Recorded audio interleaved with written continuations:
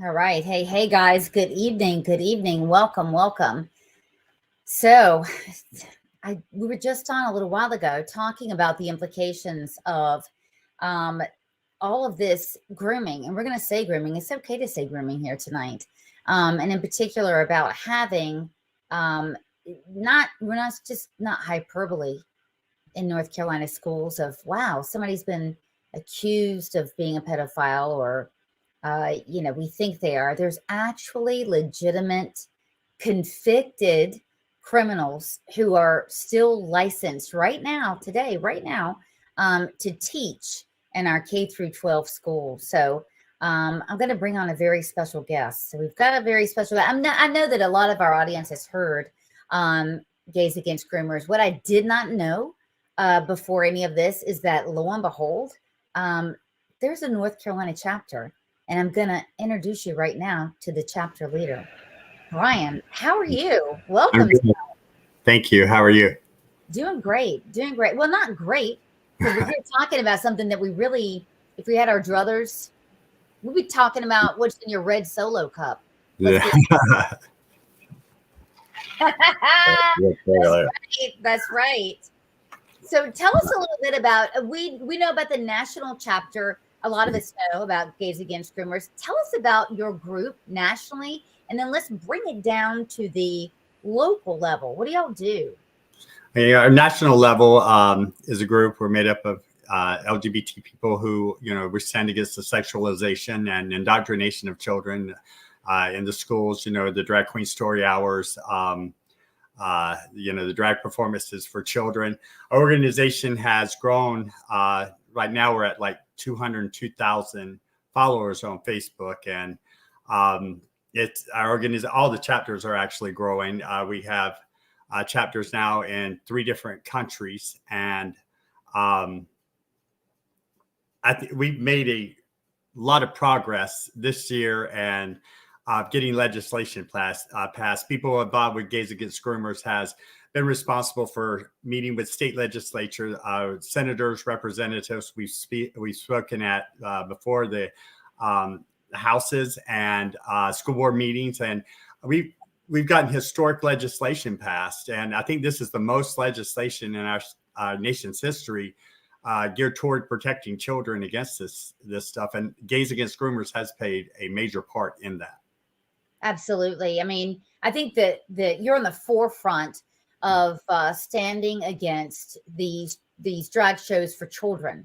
It's interesting because we first started reporting on this 2 years ago, and people said, don't give them a lot of attention because, and in a sense, I get it, right? Don't give them a lot of attention. They just want attention.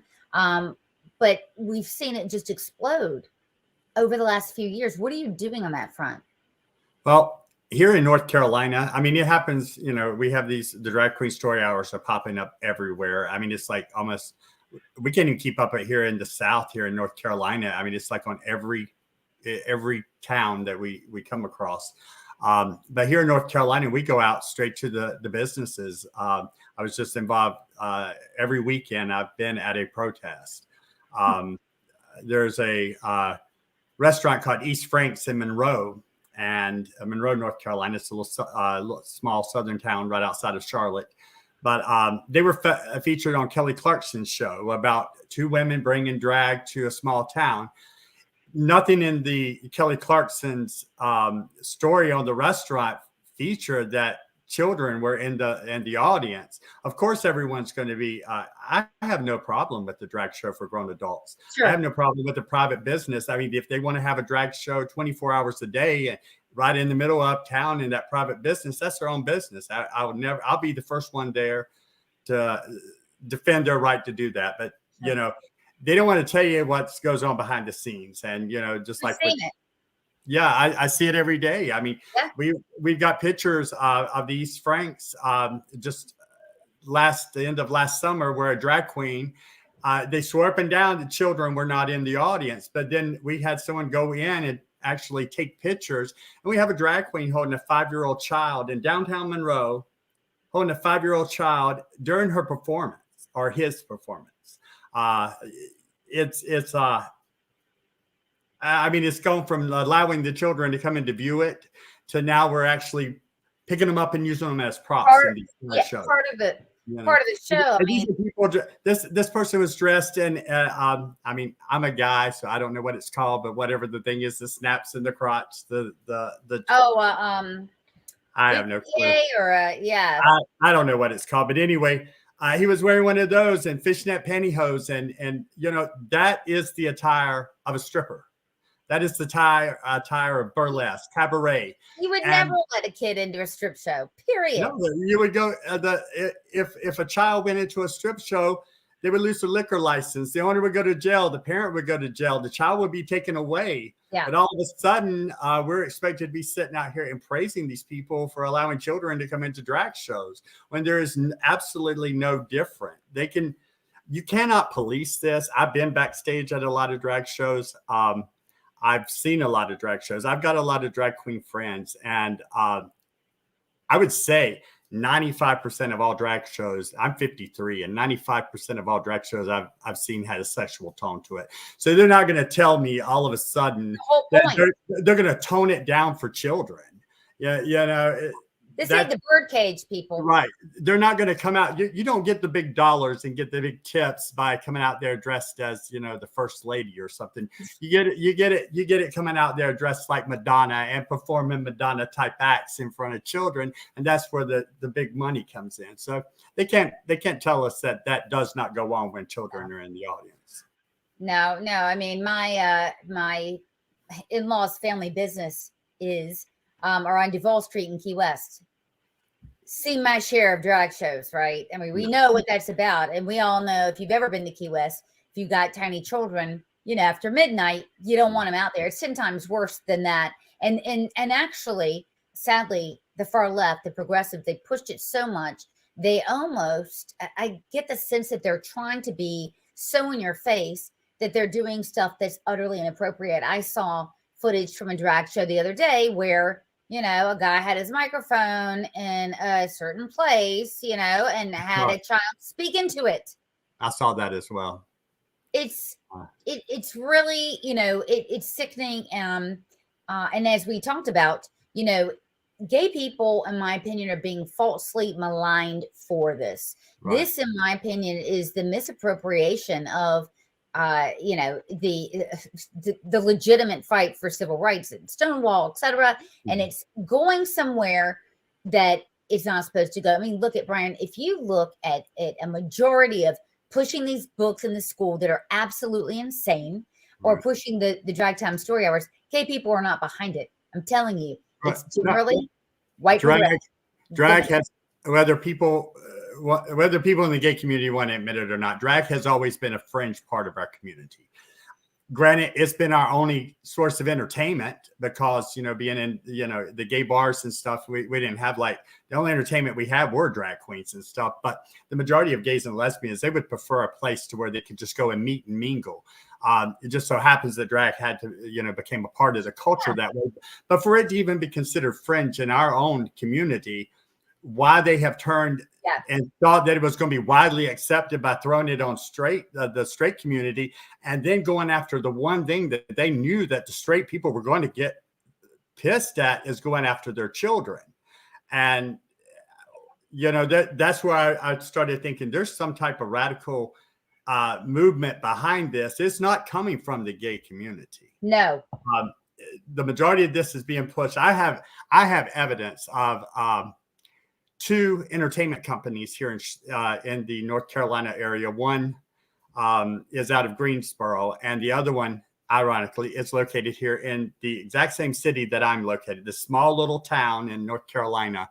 I'm right outside of Charlotte, but it's called KBJB Entertainment. You know, BJ right in the middle of the thing. I didn't pick up on that, yeah.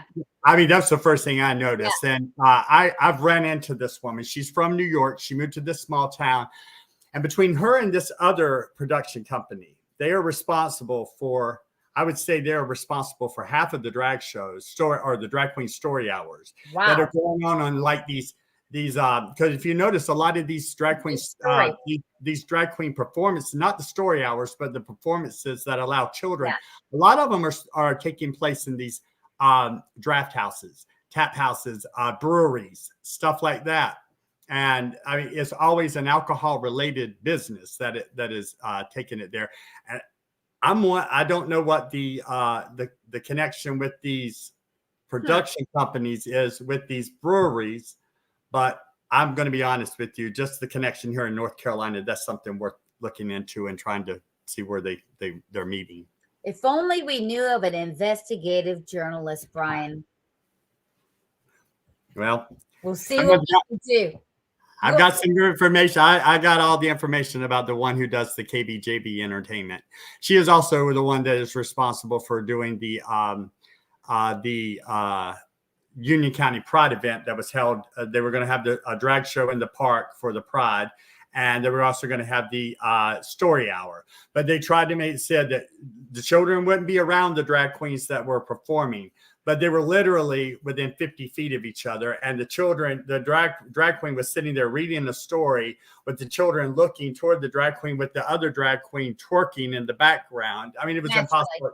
The children had to have seen it. There's no way possible that they wouldn't. But we were successful. We were successful to make that their very last time in a Union County public park. It will never be, there's already been an ordinance passed because of that, and they will never be allowed to do that in a public park again. So that's one good thing here in North Carolina that we've done. It's what I'm sensing is that, in North Carolina in particular, that's where we reside. A lot of these drag shows are going into Moore County, right? They're going into Union County or rural places. So again, it's a deliberate type of setup to make the gay community look bad. It's a caricaturizing of gay people. Let me give you another example how it's done in school. So we so often hear that these books, by the way, some of these books, Brian, you know it, they can make a blind man sick. They're not at all.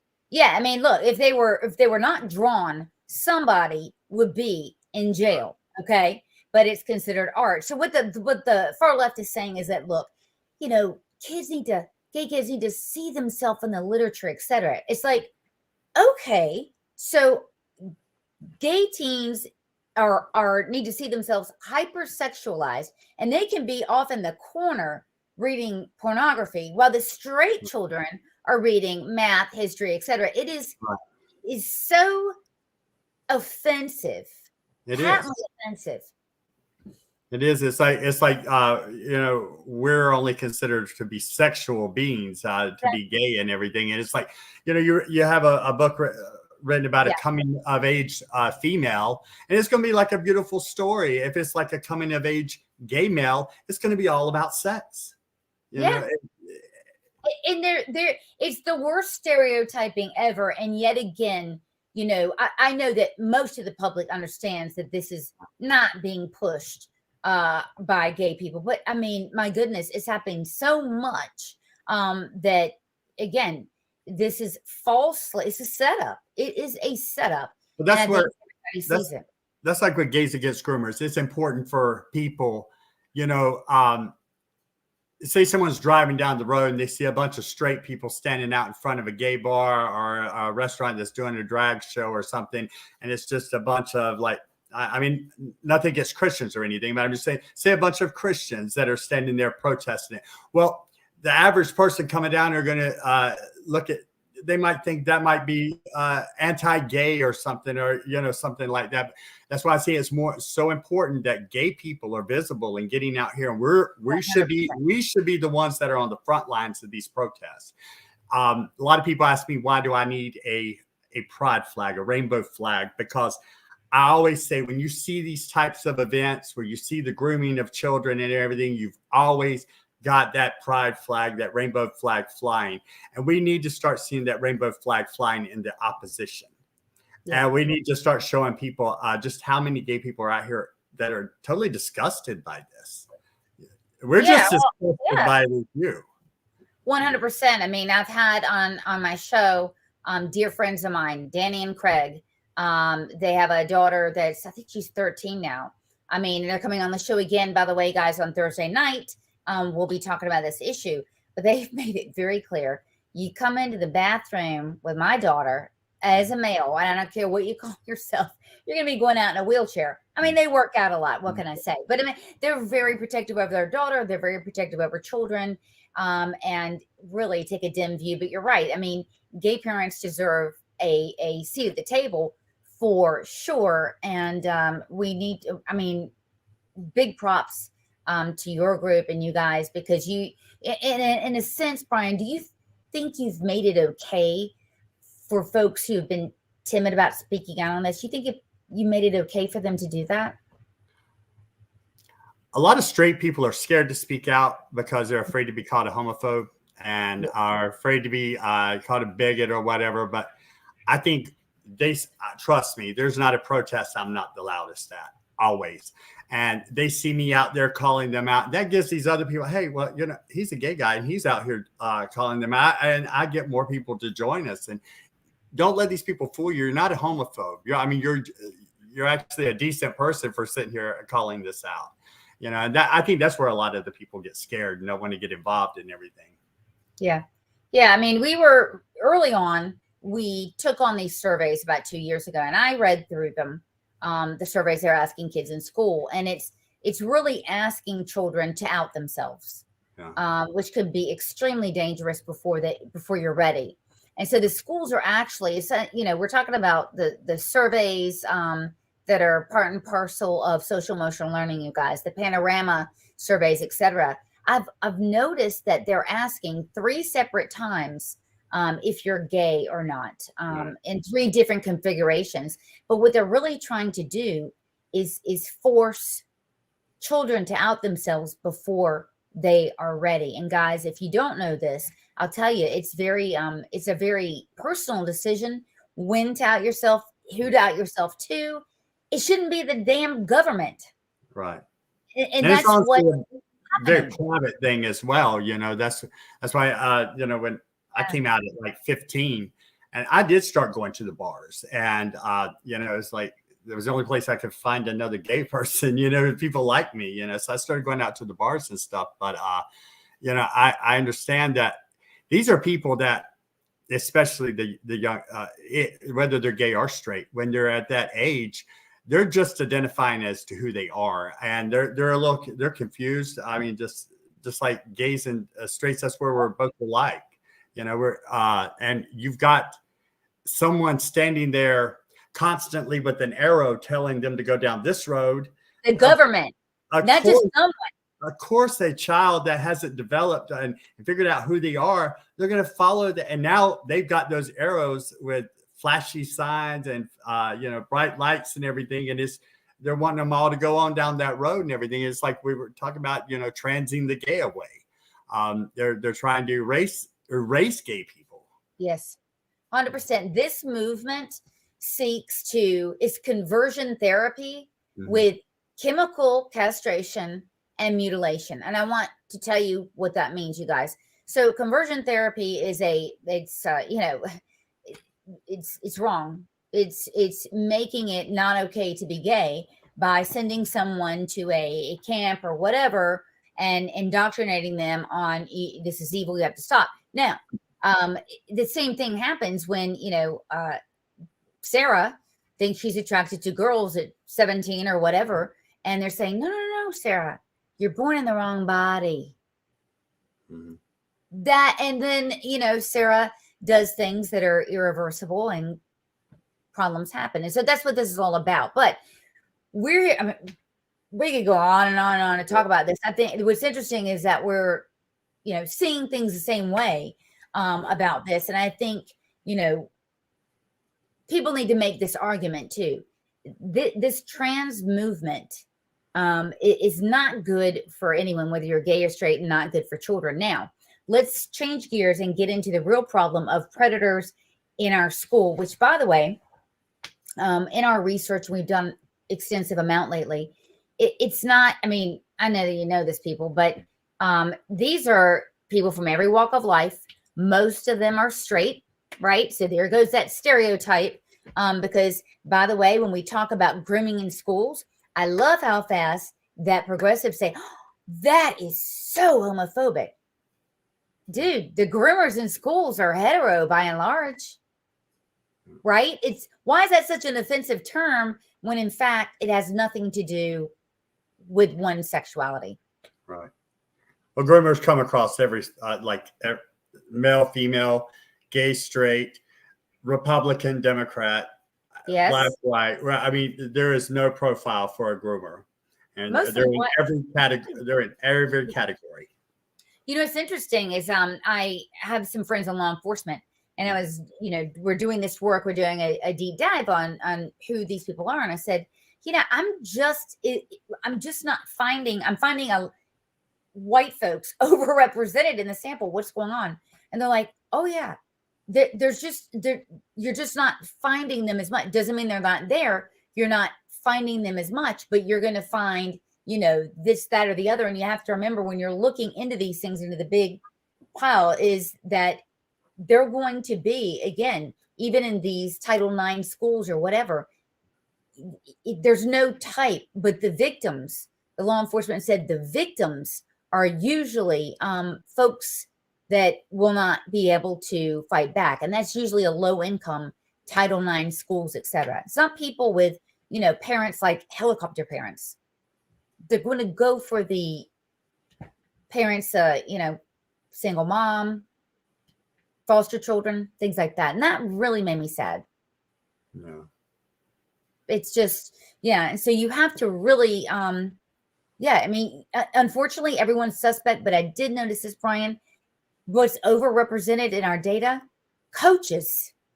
Yes. And that blew me away. We've seen that here. I've seen that several times in our local news here in Charlotte, in the Charlotte area. Several high school coaches, being involved with students and stuff. And and females too. Right. Female coaches, by the way. And I guess the point I'm trying to make is that, that what I got from law enforcement is the victims are all similar. Yeah. But the perpetrators are very vast. Right. So, very, very scary stuff. So I'm going to present to you guys, if I can figure this out. Oops. Okay. I had to stream. Okay. So you and I got in the conversation because you read our story about predators in the classroom. And the question that we posed in this is, why in the hell do convicted sex predators have valid teaching licenses in North Carolina? Now, having said that, false accusations, they happen. Due process, that's a right given to everyone. So, Brian, since I'm the expert here in education, I'll tell you that when someone is accused of wrongdoing, what a school will do is, with pay, suspend the teacher until an investigation can come forth. Okay. Makes sense. Totally fair. Right? So you're going to recognize one of these guys here on the left is from Cabarrus County. Yeah. I think that's how we came to be. So this is one example. Jeremy Flock, 4 counts of, when I tell you the punishment is, you're going to hit the roof, Brian. 4 counts of child sexual exploitation, 1 count of soliciting sex from a child, felony possession of meth, teacher license, valid and good standing. This matters. Let me tell you why. He got 30 months of probation. Now, he was fired, wasn't he? I do believe he was fired. And it was already at, his trial's already been gone. I think that happened in February of last year. And so he's held a teaching license for over close to 13 months since his conviction date. Well, his conviction date was 12/22. Oh, I'm sorry. Then his February must have been his arrest date. Yes, okay. Yes. And so I'm going to explain the process of how that works. Let me give you another example. Andrew Braxton Allen. Now, this is a Lee County teacher, taught there. I believe he was a principal, taught for 10 years. There are a series, $2 million bill. So he's in prison now, a series of things they're investigating. But at this point, multiple sex offenses against children, indecent liberties, etc. Teacher's license in good standing. And I use these as an example. Both of these schools did the right thing. And what is the right thing? All right, here's how this works, you guys. So let's say, God forbid, there's a complaint to the school. Somebody complains, right? Again, suspended. The school investigates. Oftentimes, they'll bring in other investigators to do this. They are required by law to file a police report. And let me tell you, in my experience, barring a few exceptions, nobody's happier to pick up the phone and call the damn cops than the school.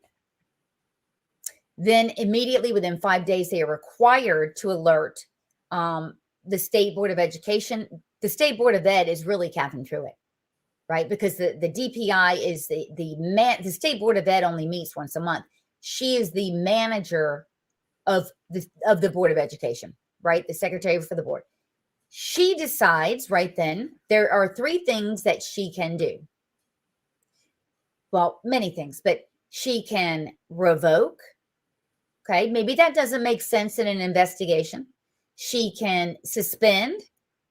That's what often happens or should happen. 2-year suspension, Brian, and then whatever. She can reprimand or investigate.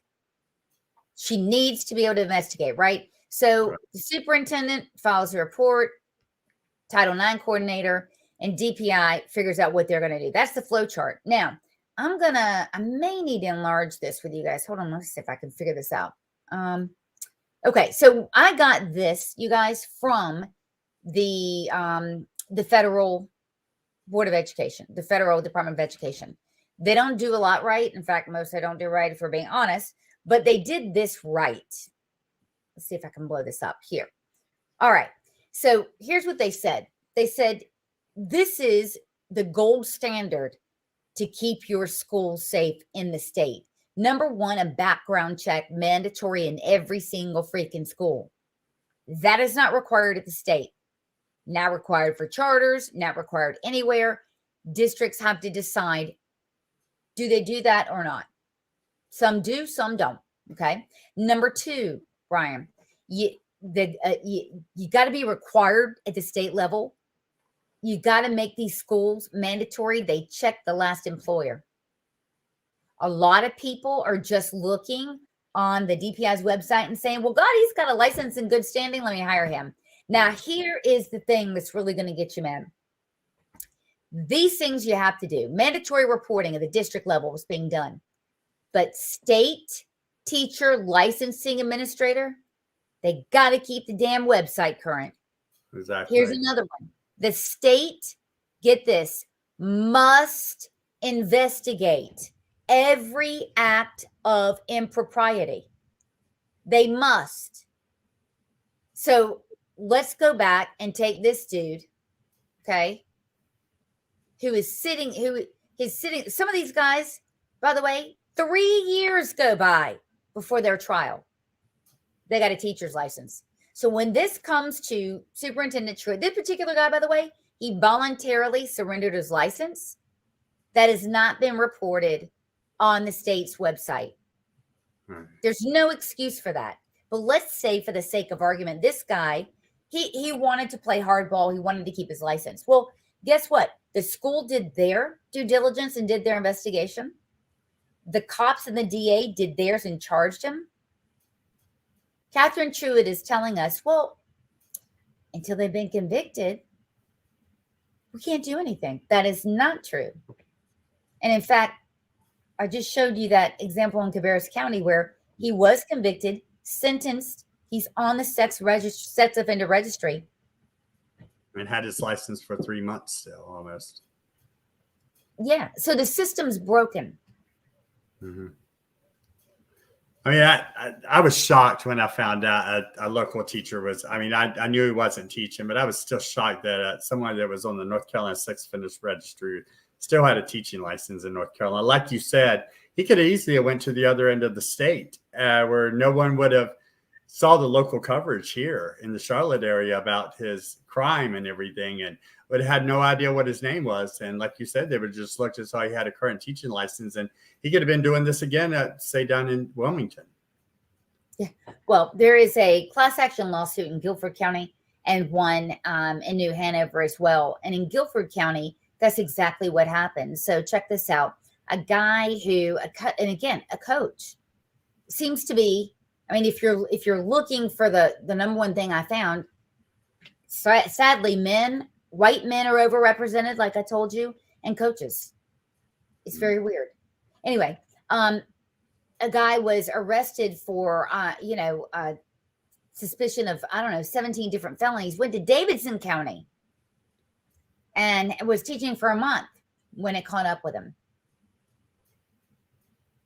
It's extraordinary. I mean, you and I think, well, gosh, that should be a basic. I mean, that should be a standard, but we know that the system relies on humans, and humans are foolproof, or you got to make it foolproof for them, and they're not always doing what they need to be doing. Is there no connection of when it being reported back to the state if these people, teachers, are arrested? Yeah. Okay. So the system there. Well, so here's the way it should work. 5 days. The school has 5 days to report it. And so to your point, when it goes from the school to the DPI, where does it go? Mm-hmm. We're being told it goes in some file. But clearly, you don't have like an elf sitting there, right, watching the court docket go on it. You don't know. So Catherine Truitt tells us now there are over 50 teachers awaiting trial for sex offenses and other offenses right now. Just in our state? Yeah. Oh, my God. Mm-hmm. Yeah. So it really is. It's like every time you turn around a corner, there's one there. There absolutely is. And I've often wondered about that. Is it that we need teachers so badly that we are taking people off the street? But that's not true, because most all of these teachers are actually licensed. So they have a degree, they're passing the test, they're doing their continuing education. You got to have some better monitoring or something going on in the classrooms. That's where all this stuff is. I mean, it's not like everything's being developed outside of the school. What's budding and taking place is happening inside that one classroom with that one teacher, and we've got to have some type of oversight. As a lot of people say it's wrong to have cameras in the class. I think we should have a camera in every single class, and parents of those students inside that class should be able to have a passcode, so at any time during the day be able to check in on just spy in on their child's class. Yeah. There's nothing wrong going on. I mean, why are you worried? But you got the teachers against that. You got the school system against it. The teachers unions, really, where that's where I think a lot of the problems stems from the teachers unions. I don't know if you even saw the clip today of the teacher union, just screaming and everything. I can't remember what she was going off about, but that right there shows you just how much power they have.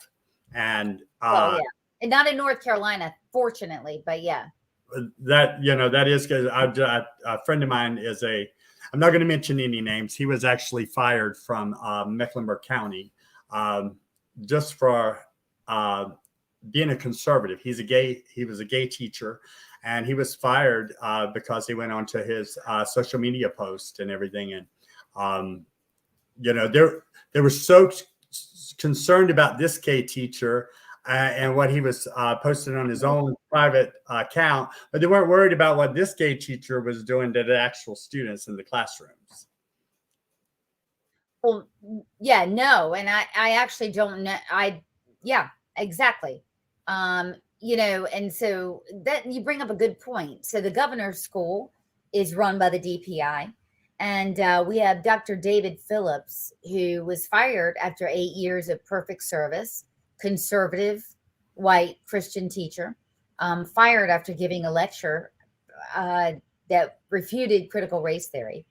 And Catherine Truitt says he was a terrible teacher, got great reviews, etc., and fired his ass, no due process, no nothing, and yet keeps a convicted sex offender with his license. Now, Catherine Truitt is giving predators more protection and more privilege than she is these child victims and any conservative teacher, including your friend.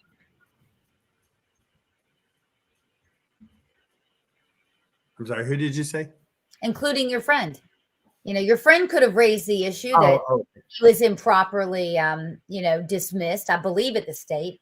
But yeah, I mean, so in essence, we have a state who is protecting the predators, Right. and giving them due process. It's a real shame. We haven't had a superintendent who has spoken out about the grooming going on in school. So when you've got, these lax standards, then you've got those books and social emotional learning, which makes it okay to teach damn near anything in the name of sexual identity. It's really a recipe. I mean, if you're a pervert, why the hell wouldn't you get a teaching degree and go and do this? We do have one good person who is a great spokesman in our state. That's Lieutenant Governor Mark Robinson. He has been like one of the most outspoken high-level politicians that we have in the state about the grooming and the sexualization of the children. And he gets a bad rap for that.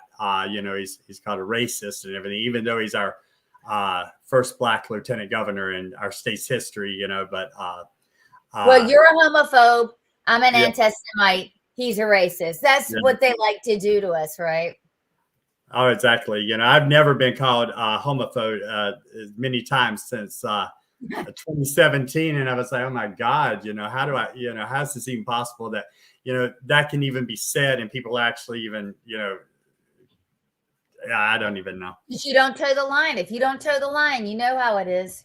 They always say you're the wrong kind of gay. I'm the wrong kind of gay for, to fit in. So yeah, well, we're renegades. So look, we care about the children, we care about this issue very much, and so I want to thank you for being on. And I have to tell you, we've got to come together, we've got to get more involved with this stuff, and we've got to speak out policy wise. Right. We write a lot about policy, we critique policy, and we kind of follow the bouncing ball. But on the front line of the culture war, I mean, you're not on the front line. I mean, you're literally the cannonball that shot out of the cannon, Brian. We're trying to get, this is a good point. I apologize if it looks like I'm sweating. Here in North Carolina, we're having a heat wave in the middle of. It's like 84 degrees today, you guys. And I can't turn my air conditioner on, so I have my window open, and I'm just sitting here feeling like I'm just sweating to death. But we just got through having our recruitment week with Gays Against Groomers. It was very successful. I'd like to encourage anyone to check out the local chapters, see if you've got one in your state. If you don't have one in your state, contact the Gays Against Groomers, a national group, get one started. It's very easy. They will walk you through it all. Once you get it started, it all just starts coming into play there. It's like with North Carolina, we immediately started bonding with Protect North Carolina Kids and Mom's Army, and growing a coalition right there. So, we got to start taking all these groups have got to try staying on the right side of history. We've got to all come together and be a big, more powerful force. Yeah. So I would encourage everybody to check into Gays Against Groomers and help us build our numbers. Yeah. There are strength in numbers, guys. I mean, I've seen what you've done, the work that you've done, the way you're speaking out. You've got an excellent blog as well. I'm trying to figure out the name of it, but it really taught me a lot. Yeah. So I want you guys to all check that out. We all have different missions. I mean, we have the same mission, but we all have different specialties as to what we do. Like here in North Carolina, we're really here in North Carolina, we're really into the protesting. We're really into going out on the front lines, going to the exact restaurant, going to the I'll be speaking March 14th at the Monroe City Council. So we go right to where it's happening. What's going on there? Ma'am? What's going on there at the city council meeting? City council. The last city council meeting, this restaurant, East Franks, that we were just talking about, this keeps trying to push it and everything. They were speaking. There was nothing even going on about any gay issue or anything, but all of a sudden they all come up there, and a lot of them got up and signed up to speak, and they started speaking about, having, having drag shows for kids was acceptance and stuff. And there was no pushback there because no one knew what was happening or anything. It was totally off subject. So I'm going to go on the 14th and counter what was said last month, because they're not going to know what to do with you. Everything they said was a blatant, it was all a lie. It's like, you can be against this stuff and still be pro-gay. You can still support the gay community without wanting a child sitting there watching a man twerk in lingerie in front of him. Again, very insulting to say that the litmus test for being gay is accepting a man twerking in front of a 4-year-old child. That is so offensive. And I hope that you guys point it out every single time. It's a slap into everything that the elder gay community has actually marched for and everything. I remember I marched in the very first gay pride parade in Charlotte, North Carolina, and it was nothing like what goes on today. Back then, the streets were lined. I mean, there were thousands of people lining the streets. They spit at us, threw bricks at us. There was like 50 of us marching. I marched for equal rights. And I didn't march to get to 2020 or 2022 when last year, I don't know if you saw it on the news, last year at the Charlotte Gay Pride Parade, there was a child, 7 years old, dancing on a stripper pole. It made national news overnight. I didn't march there for gay rights to have a 7-year-old child dancing on a stripper pole at the Gay Pride Parade. Now we've got men dressed in dog suits and walking around. We've got people walking around. Yeah. It's just degrading for everything that we actually marched for. We got our rights now, and now it's just like, it's true. Give an inch, they take a mile. In this case, they've gone from the East Coast to the West on that inch. So, we've got to join Gays Against Groomers, because trust me, if any organization out there nationally right now that will get out there and fight them, and if you want to join us, we'll be on the front line with you. Absolutely. And we'll join you in that fight.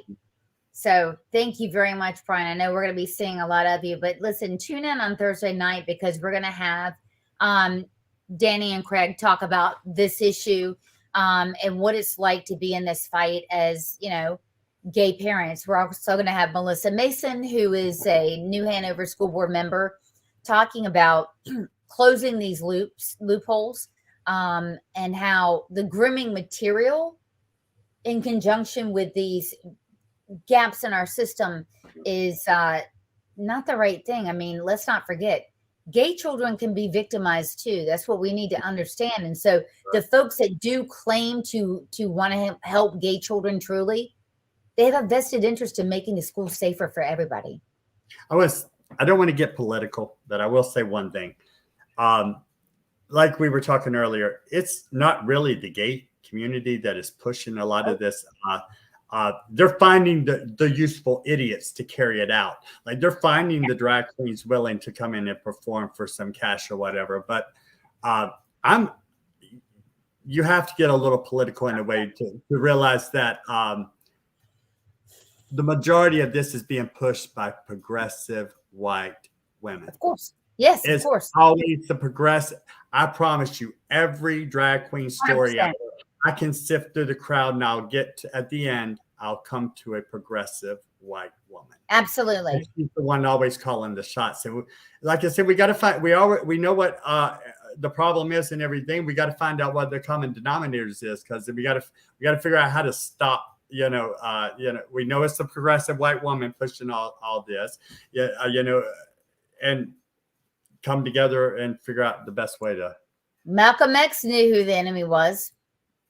The progressive white women, well, men and women, but I think he said something about the women, but it generally is. Sure, it can be males, but I find that you're right, because we got to the tail end of Black Lives Matter, right? And my Black friends were like, dude, nobody in the parade is nobody's Black here. What's happening?